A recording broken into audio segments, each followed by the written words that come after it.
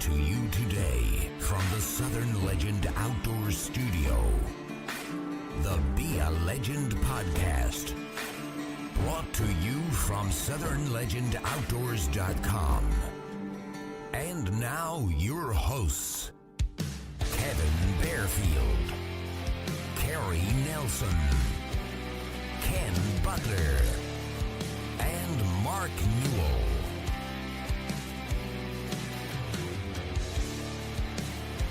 Heroes get remembered, but legends never die. It's your time now. Be a legend.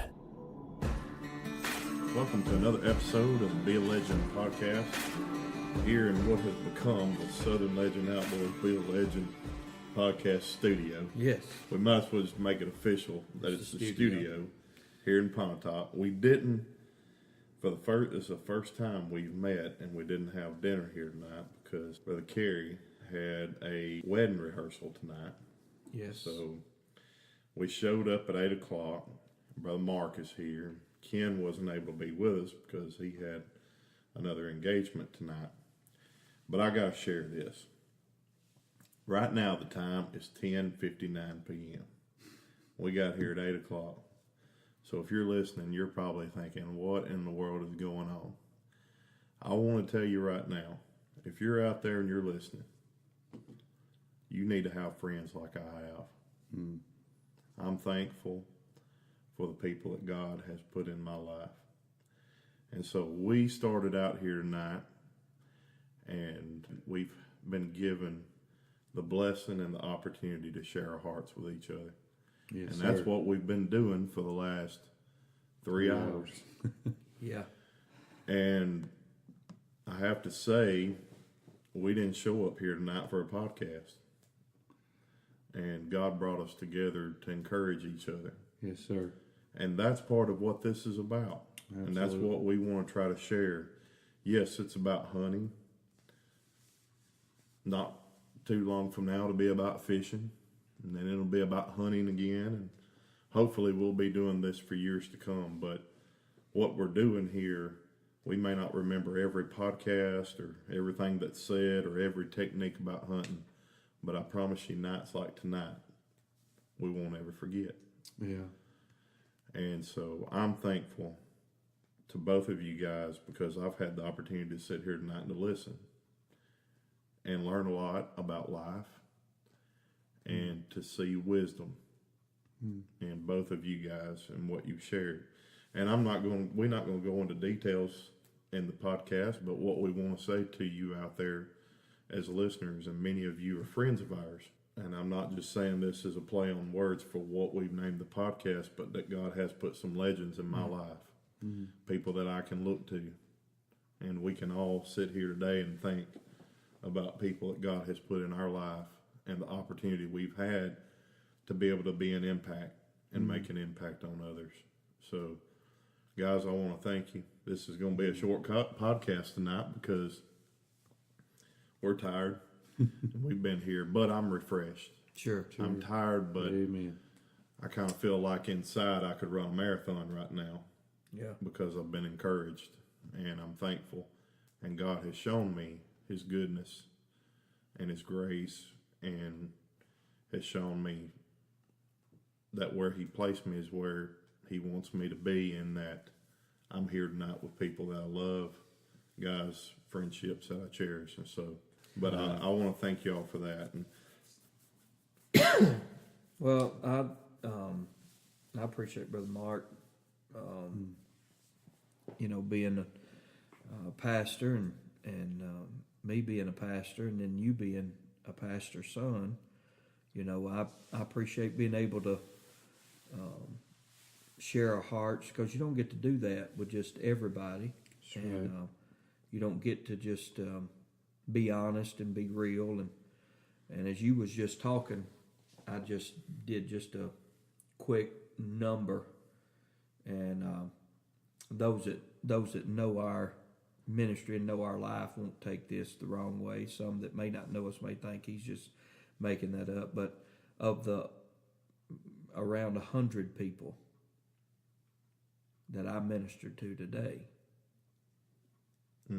since before the sun came up. There are times that we have no one to minister to us. That's right.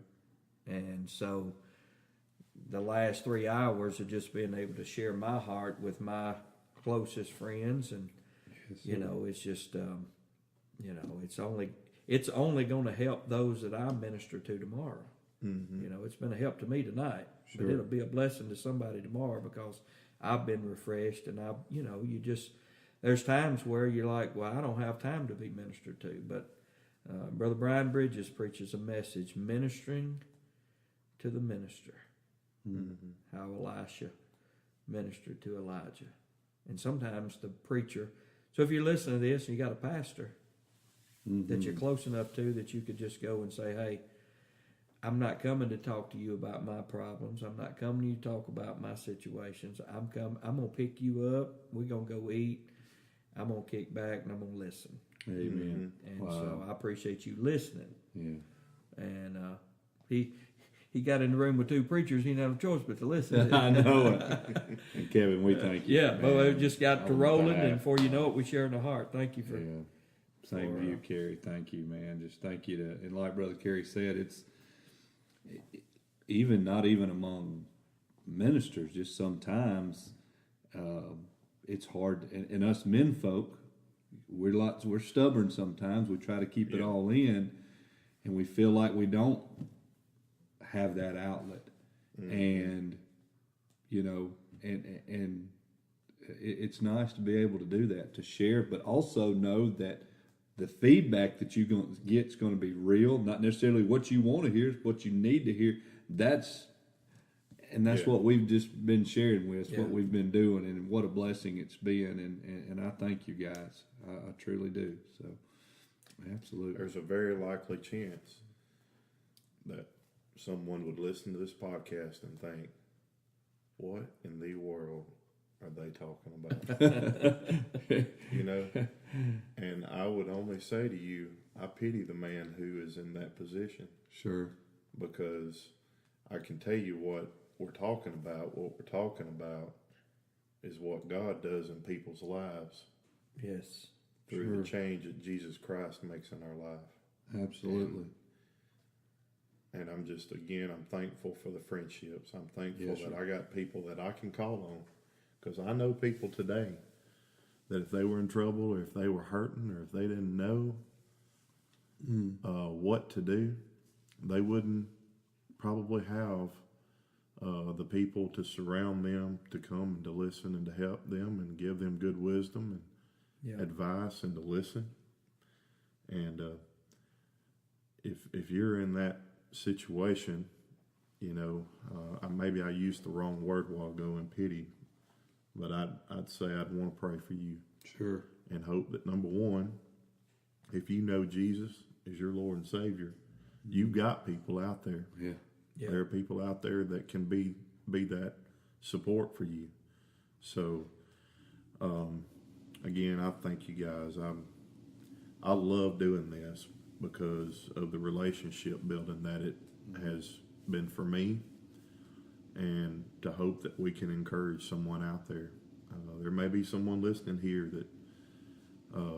that gets encouraged by something we say on this podcast, and that's our goal. You know, if it's a young person or whatever type person out there, you know, we do try to go after the outdoorsman. That's who we're after. But I'm thankful that God's much bigger than the outdoors or any other mission or work that we're trying to do through this. Well, just being real. Yeah. You know, to have people you can be real with in our day and time where, you know, majority of news is the negative. That's what sells. Yeah. What's wrong is what sells. A lot of times you're scared to tell anybody your heart and share your heart because of where they're going with it. How they're, number one, how they're going to relay it, who they're going to tell, why they're even telling it. Yeah. You know, when you can sit in a room and you can share your heart with godly men and just get some things off your heart and say, look, man, I struggle. I'm a man. Yeah. I'm struggling with everyday life. I'm struggling with my home. I'm struggling with my work. I'm struggling with my church. I'm struggling with myself. And just to be, just to be able to be honest. And to be able to say things that's been in your mind, and know that you're bouncing it off somebody, as Brother Mark said a while ago, that's fixing to come back at you with wisdom and compassion. Yeah. And, that's why the Bible so plainly teaches us to speak the truth in love. Yeah. And, if all you got's the truth, you just dry up. Yeah. If all you got's love, you'll accept everything and anything comes through. Right. But that mixture of truth and love can say to you, here's what you need to do, and you can do it because you feel the love that truth has been spoken from. And that's something that we're outdoorsmen, all of us sitting here to the highest degree. But sometimes that's something men, you almost feel like the old saying, you have to turn your man card in if you share your heart. Yeah. And the truth of the matter is, the greatest man that we know, the Son of Man, the man Christ Jesus, spent many days with tears in his eyes. Many days as he looked at the pains and the hurts and the deaths and the rebellion and the hardened hearts and all that. The Lord taught us so much about having a heart. Yeah. And so I think sometimes we get hard, as outdoorsmen or just being men, to where you wouldn't look at another man and say, hey, pray for me. And that may be where we need to head for a few seconds. You're listening to this and you need somebody to pray for you. Yeah. And pray with you. What Kevin didn't tell you is right in the middle of just normal conversation, this thing turned to, sharing our hearts. And Kevin stopped us right in the middle of it and said, hey, let's pray. Yeah. The next 2 hours kicked in because Kevin was willing to say, we're talking about it to each other. Let's start this thing off right and get the Lord involved in this. And that's when it really picked it up, So, if you're listening and you're like, Brother Kerry, I'm struggling, man. There's some things going on. I need to share my heart. Well, I guarantee you that some people in your life, just like we have people in our life, and that you can talk with. Yeah. Amen. Amen. Well, guys, again, I appreciate it. Thank you for tonight. It's been the best. It's been good. No food tonight. I'll have to double up, won't I? But you are. Yeah. We'll be back here again next Friday night. Hopefully, we're Hey, we can talk about that. Take things for a turn. We are within sight of the opening day of turkey season. Mm-hmm. So, Brother Mark leaves this weekend. Yep. Fly to Orlando and then drive down south of Lake Okeechobee, which is the south zone of the Florida season, which is the beginning of turkey season for the nation, March 2nd. Wow. That's where it all starts. And there will be a lot of people heading that direction to start it off down in South Florida. So this will be my second trip to South Florida. Be a different farm that we're hunting. I hadn't been there in 3 or 4 years, or that area in 3 or 4 years. First time for opening day. So definitely excited about that. And the folks who I'm hunting with are producers and editors of our shows, our TV shows, Bucks Tecumani and Tecumani Whitetail Nation. And they went down today and scouted the property out. It's a really nice piece of property, 1,800 acre farm. Wow. And supposedly not been hunted, but Florida rednecks is about as bad as Mississippi rednecks. And when it comes to turkeys, I don't know if there is a place that's never been hunted. There ain't many of them. They may have never been hunted legally. They've never not supposed to nobody been hunted. But they saw several, heard several, so we're excited about good. getting over there and getting a turkey hunt filmed. And we're actually, don't mind saying this, not trying to promote them or anything, but our main deal is promoting this show is about for Rocky Boots, and they're a great boot, great clothing. They have a whole new line of stuff. I ain't saying this because they sponsor us. They make some really good stuff. I know Brother Kerry's got some.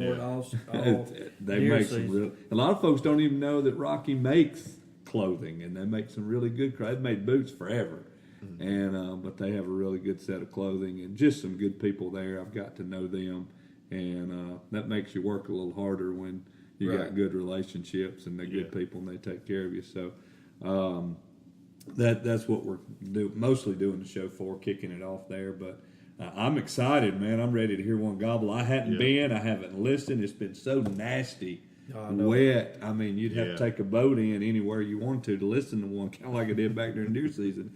But, I mean, I just hadn't been. Really, Dave kind of helped me, pumped me up a little bit because they ain't had all the rain. Said, man, turkeys are gobbling everywhere down here. But just listened to a few people that has went out. Said, ain't nobody heard nothing. But, I mean, it's just been so wet and so cold that, But anyway, so I got the pleasure to do that. But next weekend will be youth season. Yeah. Will be youth season. Yeah. So, and I think we plan to get you on get Both. your boys on a hunt. Is it That's both? what I said. Both? We'll be back here next Friday night. And last year, opening weekend. Yeah. The morning hunt, I had Brother Jeff Harmon, dear friend of all of ours. Yeah. Most know him as Brother Jeff, so I know him as Coach Harmon down at South Pontotoc. I had his son Jack trying to get him turkey. We had hens come in. Brother Mark. It was terrible weather too. It rained. Yeah. I mean, it was terrible weather. And Brother Mark had set us up a great blind, great spot on one of our properties. And hens come into the decoys. Everything was perfect except we didn't have a gobbler. About the time we got back here for lunch, Eli had Brother Brandon Vaughn's son Wesley over on some other property. They had 12 hens basically walk on their feet. That's how close they came. No gobblers. Well, about midday it come a monsoon. When I tell you it rained buckets here at this house. Brother Jeff Harmon stands up and said, I got stuff to do. I'm going home. I said, Brother Jeff, don't leave. I'm looking at the radar. This thing's going to move out here about 3 o'clock. And over at one particular property, they're going to be out there. Yeah. Because they love to come out in them fields, after rain and all that stuff. I learned that from Brother Mark. And so he's like, no, I'm going home. Well, Jack about to cry, poor child. If Brother Jeff listens to this, I can't believe he did it. But he did it. Took the kid home. So now we got 2 cameramen. All right. Next thing I know, I hear Moxie barking. Mark Newell pulls up in my drive. He's like, what y'all going to do this evening? I said, you going to call. That's what you going to do. And he's like, well, where are you going? So we get the side. So we take Wesley over, put him in a blind with his daddy, with me with a camera. Yeah. Brother Mark gets behind. Eli's up in the woods with a camera. And I mean, not no time after Brother Mark started calling, 2 gobbled. And of course, we got it all on film. It's really awesome. But my point is, I love the fact that the kid, you never know what a kid's going to do anyway. Body shot the turkey. Turkey's trying to run. It's broken up, it can't fly off. And Brother Mark made a great tackle and saved the day and got the turkey. But I hope and pray that opening day this year with Bo Bearfield, who he calls me Uncle Kerry the Great. Yeah, he does. Let me say that again. Uncle Kerry the Great. He does.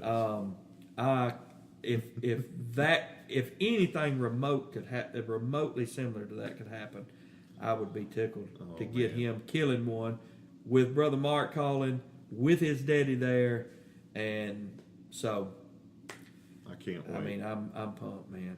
I'm ready. I'm can't ready for wait. it to start. The only thing I'm gonna make sure is that we don't bring any nitros. No, shoot TSS, not nitro. Shoot TSS, not nitro. All right. I was saving this. Did you get TSS yet? I was going to Here- save this. here I've we not go. told y'all because if I'd have told you this It would have been before, okay. it would have spoiled. I can't So wait. I've been saving this Yeah. all night. I found out today when I talked to Will. I told Will, I said, Will, you've got to go listen to the podcast. Because I said, well, Mark was just hating on those nitros. I said, he said, we didn't get nitros. We got TSS. No, you already had them. Good job. So, update from the last podcast when I was completely ignorant, if you remember. Yeah. Never- I was You reading- was ignorant. Never gonna let you. You live was that down. ignorant. You can't even name it Apparently- Michelle right. Apparently, He can't read. No. apparently, I bought the right shells after all. You know, Despite your ignorance, you got the right one. I'm not as ignorant as I thought I was. I don't know if that makes me more ignorant or I don't know. that I didn't know actually what I bought. Hey, look, We got the right stuff. I left the store with a man satisfied. That's all right. I know. That's and right. broke. And I didn't. Because you didn't realize they said hi, for did you? $60. I still paid too much for them because you told me you could get them for me a lot cheaper, but or you told me I could get them a lot cheaper. But either way, Well, we're glad that. oh yeah. We got So the I right was stuff. saving that for the podcast. Just I So, wanted so to clarify my. So ignorance. asking this question, this is kind of putting you on the spot here. So does Bo have a turkey gun? Oh yeah. Yeah. He's got a 20 gauge. Yeah.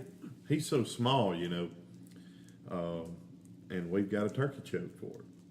So he's got him a red dot on there. Hey man. So he's, Batteries. batteries. We talked about that last time. Have you shot it lately?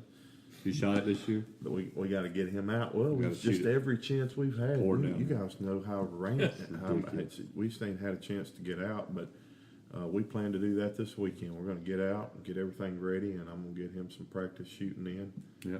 And so he's got a little confidence, and then we'll hit it a few times during the week next week so that he feels real comfortable with it. So we should be good to go and ready And by that next is Saturday. that is so important too with kids. And Emma Kate killed her first turkey at 4 Yeah. before she turned 5.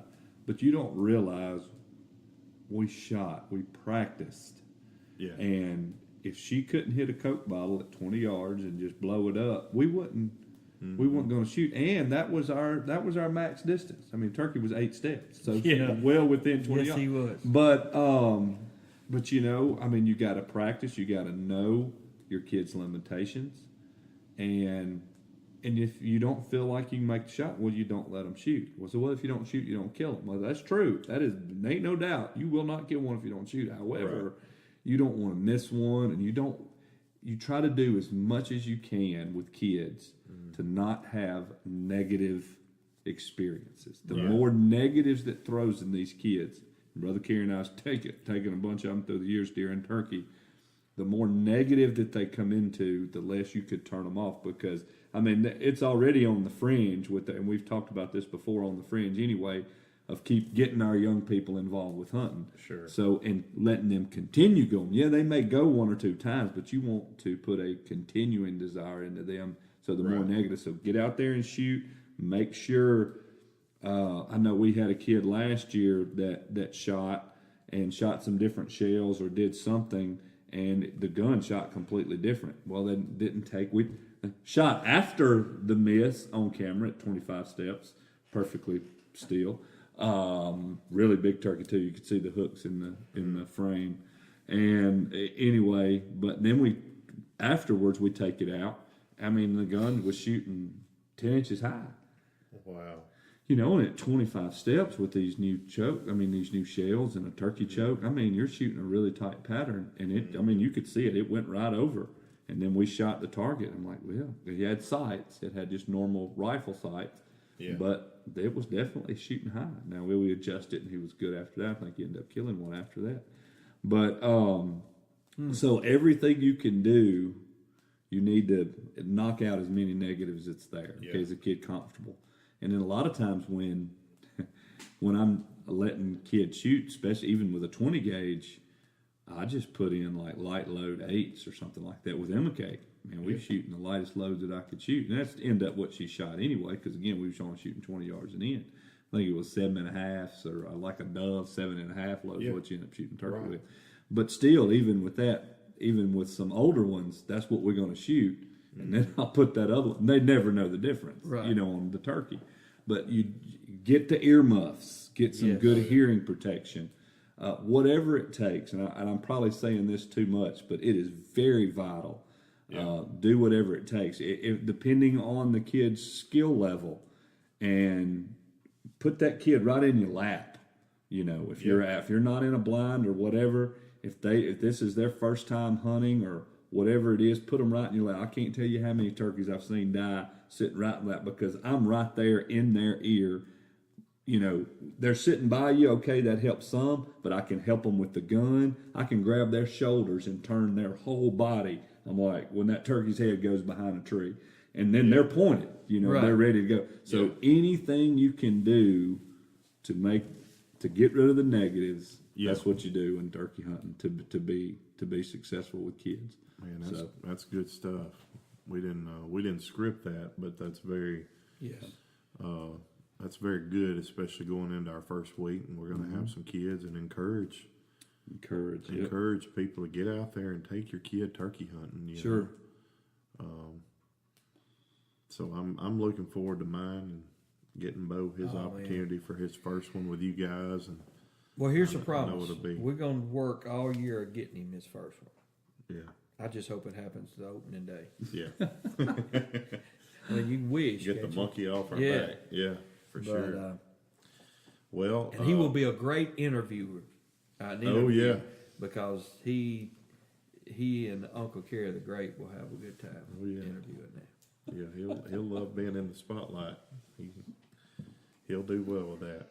You guys had we talked in our last podcast. You guys had a good squirrel hunt coming up, and tell us a little bit about that. I guess today was the last day one. Yep. Mm-hmm. Rabbit and squirrel. I actually was helping a friend of mine move today, and we stopped to eat lunch, and there were rabbit hunters in the restaurant, I guess getting that last day in. But we took, I've got a good friend of mine, Eric Knox. Eric is a young man from Moorville that had a truck accident on a Friday afternoon before the Manatee game. Mm-hmm. He was 10th grade. He was a lineman. And while the Manatee and Moorville football game was going on, he was in surgery. He broke his back and he's disabled, waist down, in a wheelchair. Finished high school, got a college degree. He's now a therapist, working with people like him, different injuries and things like that. And through the process of his job and stuff, he met a guy with a sheer brain injury, similar to Richard, but this guy can still walk some, Well, Eric, paralyzed from his waist down, squirrel hunts off 4-wheeler, off a Honda 4-track. And so brought this guy who can't really walk a lot, but can walk some, and we put him on a 4-wheeler, and we went squirrel hunting. And Eric and him have a dog, and a friend of theirs came with another dog, and man, we had a blast. Killed 5 squirrels. 1 was killed by the dog, and 4 by gunfire. And but the young man with the sheer brain injury, once the squirrels got treed and got located, we got him set up, and he was able to kill 2. Wow! Thanks great. to the dogs That's and awesome. stuff. So, but yeah, we were able to hunt some new property that we had leased for the first time. Mm-hmm. That's just hardwood hollows and just beautiful to sit deer hunting, but full of squirrels. And as you sit deer hunting, you want to kill all of them because they make so much noise. But anyway, that's and I didn't realize just how, you know, you take Eric. Eric has just man, he's just nothing stopped him, man. You know, nothing. And he's squirrel hunting on that four-wheeler, working that dog, and just like I said, if you didn't know he was in a wheelchair, you never see the chair with some of them guys. Wow. You don't ever know they're in it, you know. And for him to bring another guy hunting, I just stopped him. And he's not one of them, you know, you don't have to build him up and pat him on the back. No, he's living. Matter of fact, don't get in his way. He will run over you. And his daddy Jimmy says all the time, he's like, I don't do nothing unless he asks me, you know. But for him to have a heart to bring that guy, you know, he could be on any hunts he wanted. Because he's in a wheelchair. He could play that system. Some I'm sure do. Yeah. But it's the ones that you want to take that you see, man, they're out there. Right. It's just, it was great for us. Yeah, that's great. I filmed it. I'll have to do a lot of cutting.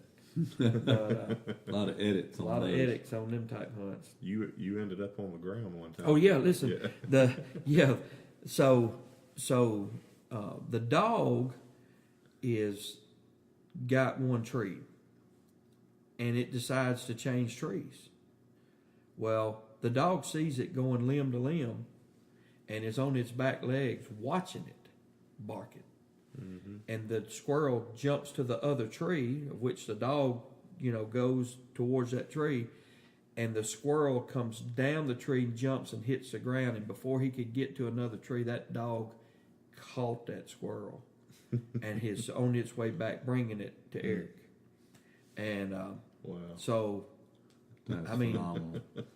It just happened. So when I went to run, when the squirrel, I'm watching this squirrel bouncing around up there. When I saw it hitting the ground and take off, I go to run to get up there to film it. I'm thinking the dog's going to tree it again. Mm-hmm. I'm going to film it going up the trees. What I'm thinking, I tripped on a root. And that footage, I haven't watched it, but that footage is going to be fun to watch, I'll assure you. And I had two cameras running. Other camera guys filming the dog, but he was looking at me, and I'm like, "Why you didn't film me?"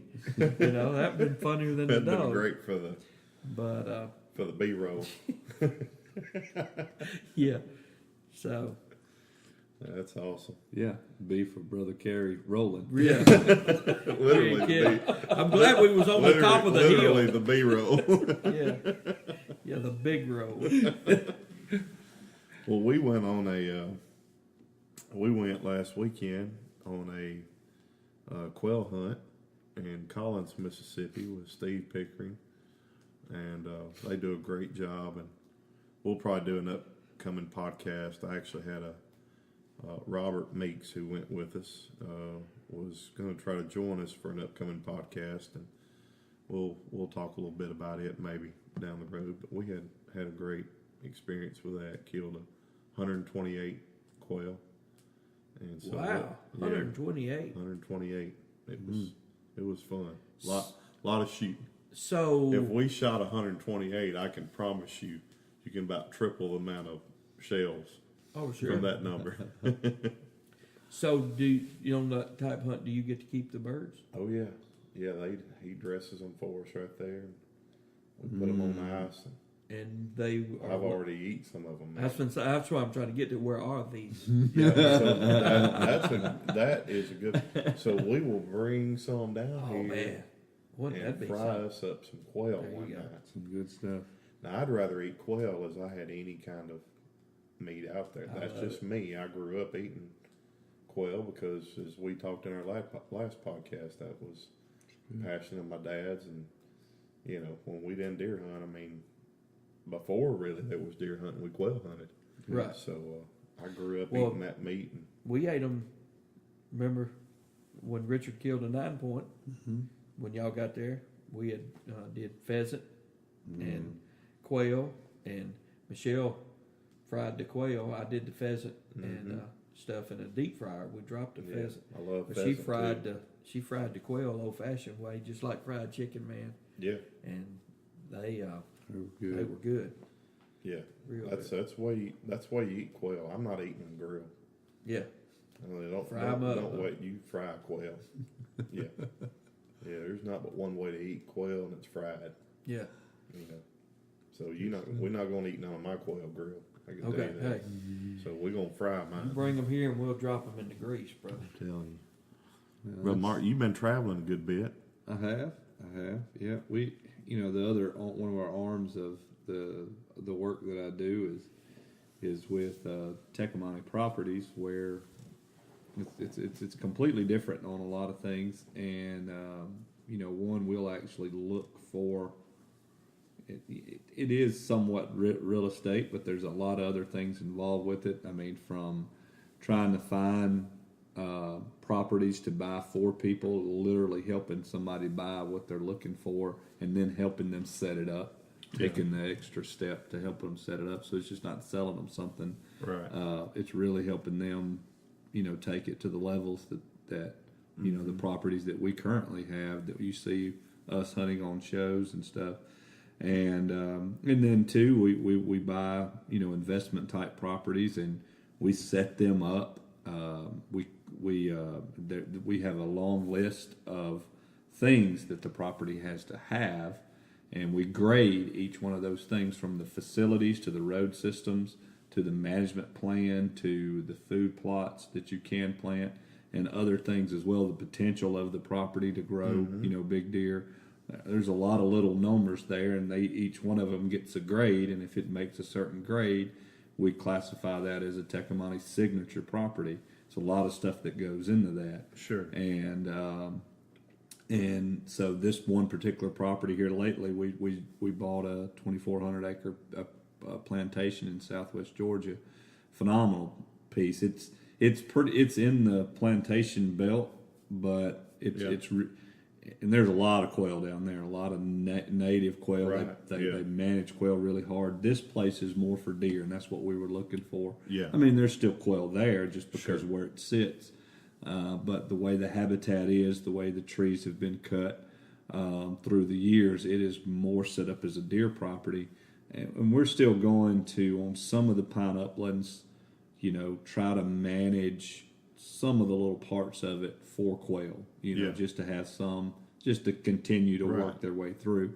But the main part of it's for deer. That's our goal, is to try to grow the biggest deer at any property that's there that we can, and have a place set up where it's, very enjoyable for that next owner. So, so that's what we'll do there. We're actually looking for other properties. We'd love to find one in Mississippi. I just hadn't found the right property yet, and both for us and investors. So, or those who are looking for those type properties. So, it's a fun thing. I mean, my heart and passion is it's the management aspect. It's the land, right? And whatever I can do, and then been consulting a lot here lately as well. Been traveling, in several different states doing consulting here, and from February and March, we do a lot of I do a lot of consulting because we're getting ready for the spring, because the spring's usually the time you start your management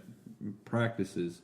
And so we're trying to do a lot of that, been aging a lot of jawbones on properties and finishing those programs out, and just a lot of things. Timber, I manage a lot of the timber on these properties as well that I consult on. We're doing some tent thinning on one place, and I had to make a pretty elaborate map on the sections I wanted thinned and the sections I wanted leaved. Some of the hardwood sections, we're not going to cut it all. And then it's a good time when you're doing thinning or any kind of cutting to increase food plot acreage, put road systems where they need to be, put shooting lanes exactly where you want them. Just a lot of thought goes. It's just not thinning. It's a lot of thought that goes into each little section, each little thought process of what goes into it. So, been doing a lot of both of those type things here lately. So, been busy. That's awesome. Been busy. I know you're going to Florida. Yep. Is that is that going to set you up? Are you going to be in a position this year to get another Grand Slam, or are you going to be able to hit all those territories It's possible. to make that happen? Anytime you can get the Osceola starting off, it's possible. Yeah, it makes it because that's the hardest one. It's not. But I mean, you're going to get in locations where you can make that happen this year. Oh, absolutely. Yeah. You know, definitely we'll be able to shoot 3. Yeah. Being able to shoot the Osceola right off the bat, we should be able to do 3. And I'm not far from western Kansas that I could jump up to Nebraska. I've never killed a turkey in Nebraska, and I've always wanted to hunt in Nebraska. So me and a buddy of mine, Chris from Crooked Letter Calls, and Brother Kerry just dropped his car down right in front of me, and he is having. We had already planned to hunt South Kansas for Rios, or Southwest Kansas for Rios, and then jump up to Southwest Nebraska and hunt Merriam's there, and or Northwest Nebraska, and hunt Merriam's there. But he's having a baby right in the middle of turkey season and just boogered all of that up. So we're still going to try to do some of it, but we won't be able to allocate the time that we wanted to. But no, it is very, very possible I could get another slam. That would be cool. I hadn't done that in a while. So awesome. Yeah, that would be fun. And actually, I've never gotten one in a full year. I've never got a slam in a full year. It's just a life slam, and you can count them whatever you want to. But it would be cool to do one in a full year, just so I can punch that ticket as well. So the Osceola is the hardest. Again, it's they're in Florida. Yep.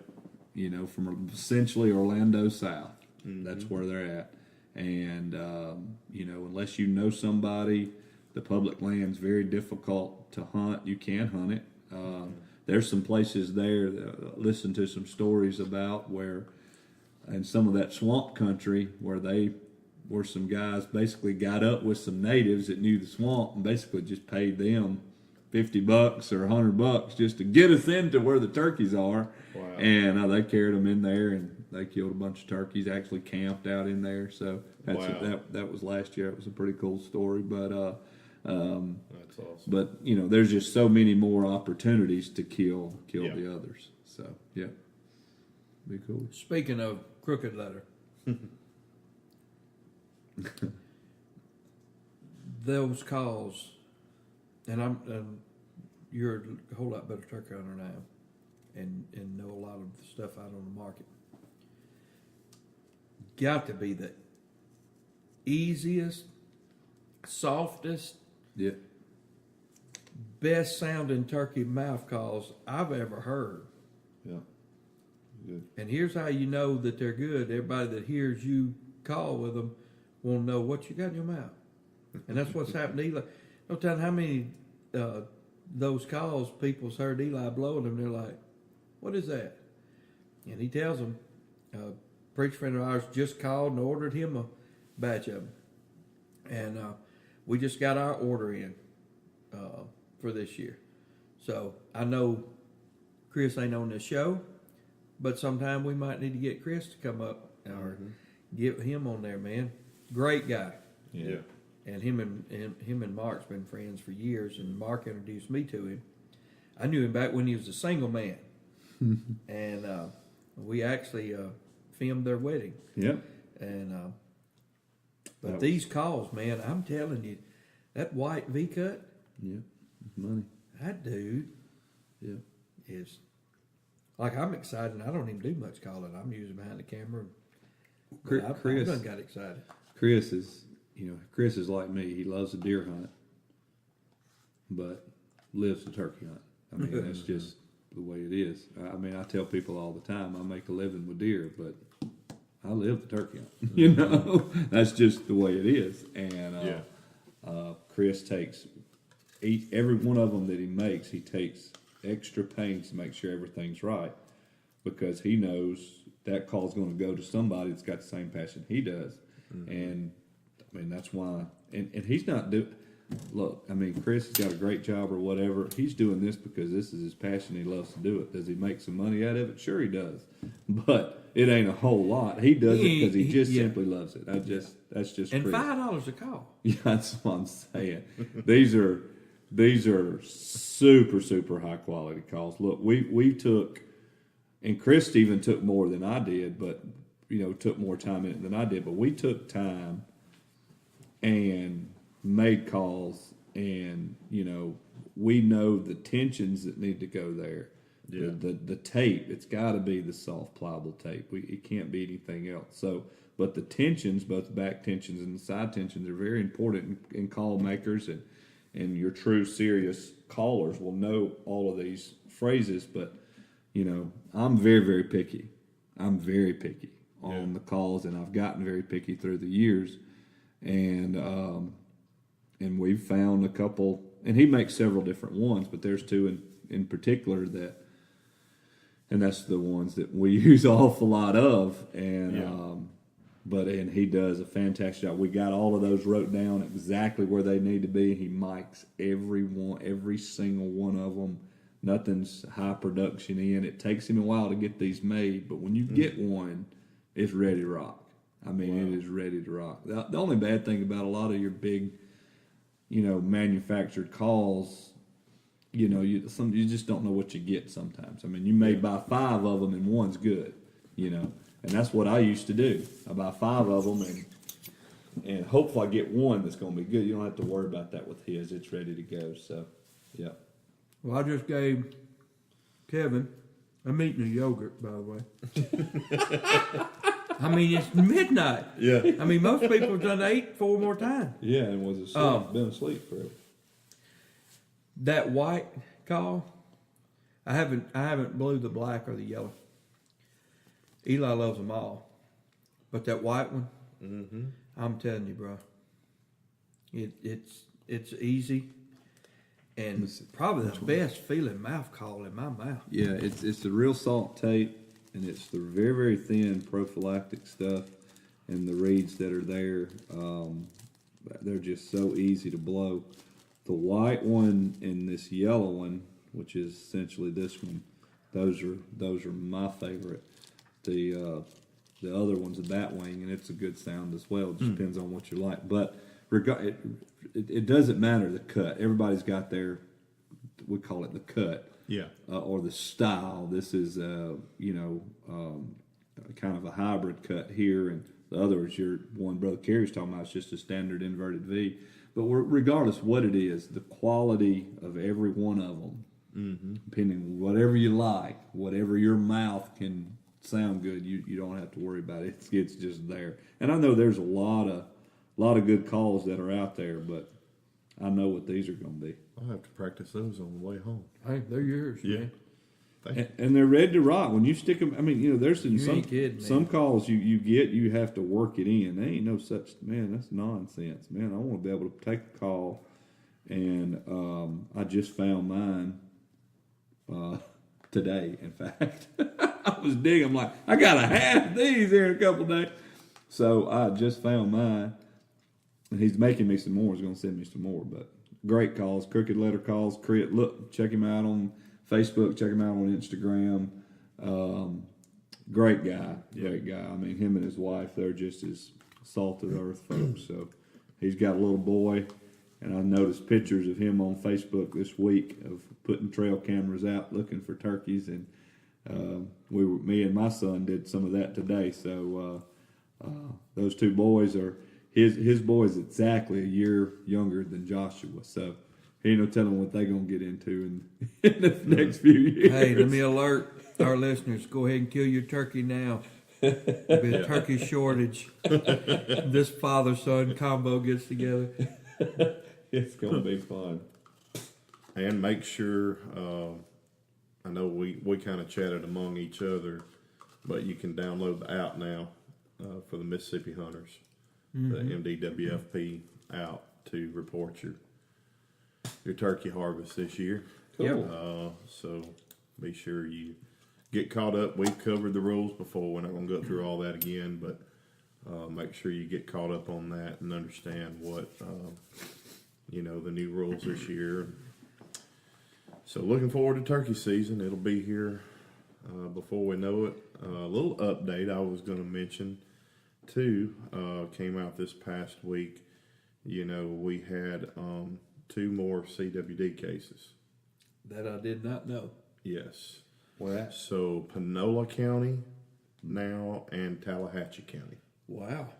Close. So Tallahatchie, the reported case in Tallahatchie County is literally, if you know how Tallahatchie County is shaped, it's got this crazy little leg that kicks down into LaFleur County. So it's right on the edge of LaFleur County. I fully expect that Panola County, and then right below it Tallahatchie County, and most likely LaFleur and Yellowbush, Quitman, all of Tate will probably be covered now. So we're almost reaching a point now that almost all of North Mississippi is about to be covered in the management zone. So still a lot of speculation out there on that, but those 2 cases are covered. They are confirmed. It's on the MDWFP website. They reported also the samples. They had a total so far up to this point of 7435 samples with confirmed 16 cases over the state.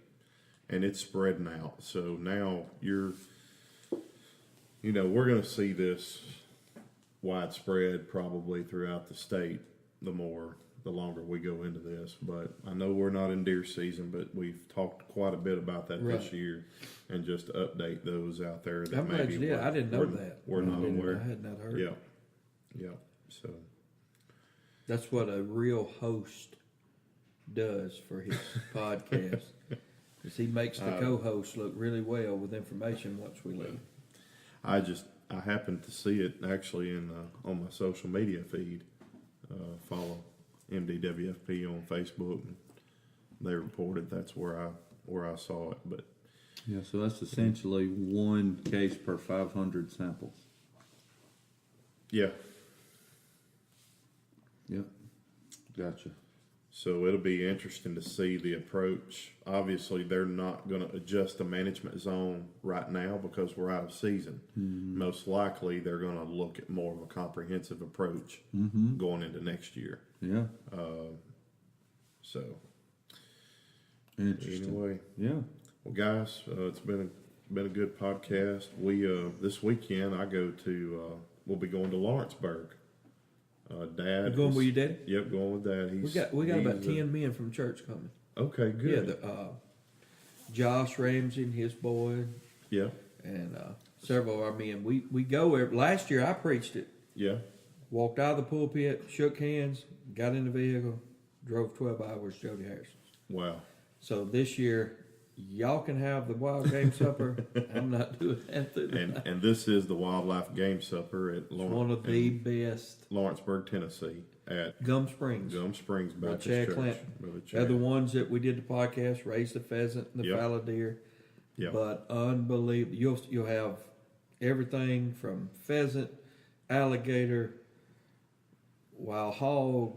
You'll have, of course, quail. You'll Yep. have your regular stuff. Yep. They just got back from Louisiana. They killed a bunch of squirrel and rabbit. You'll have squirrel and rabbit. Fish. They will have enough bass to sink a boat. Wow. Hush puppies, French fries, Well, and the I'm looking forward giveaways. to it. The giveaways are pretty much everybody that comes leaves with something. Wow. So it's great. That's awesome.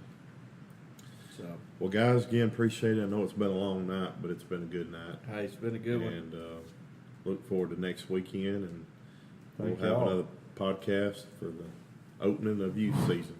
Let's do it. There it is.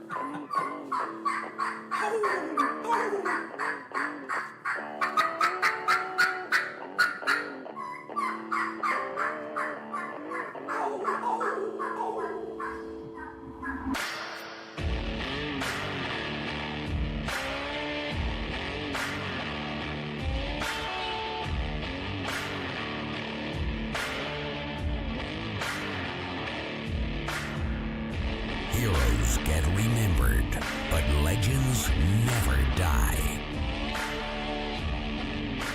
It's your time now. Be legend.